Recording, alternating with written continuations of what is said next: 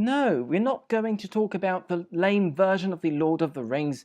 We're going to talk about real wands in the real world. This is Historically. And stop this music! Magic wands were around way before the lucky little brat invaded our bookstores and theatres, and PlayStations, and Nintendos, and Xboxes, and pretty much everything. Anyways, they were around way before that time. Wands have been part of religious pagan cults since the very early times. Also in ancient Greece and in ancient Rome, they were used by some kinds of priests, wizards and witches.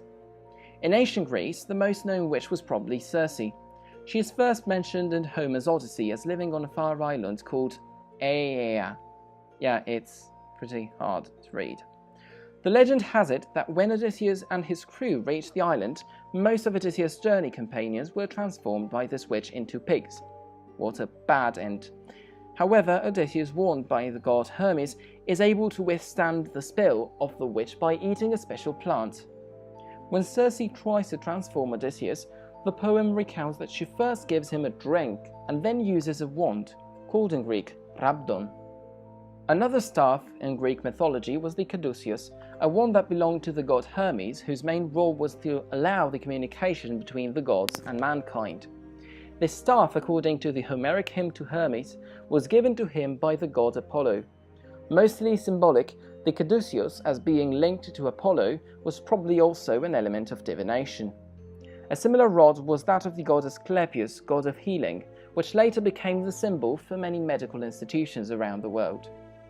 Also, many seers, such as Tiresias, are often depicted as using a stick or a wand. In ancient Rome, for example, augurs used a crooked wand known as littles.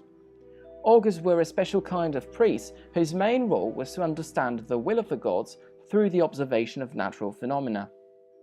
Generally speaking, there is no certainty as to where the use of magic wands came from. Probably it derives from ancient shamans who used the staff, probably as a symbol of power. Some also believe it derives from ancient representations of male genitalia. Everything becomes weirder and creepier if you think what Harry's wand originally represented. Like this video, share it, don't forget to subscribe and to hit the bell button to know when we upload something new. This is Historically.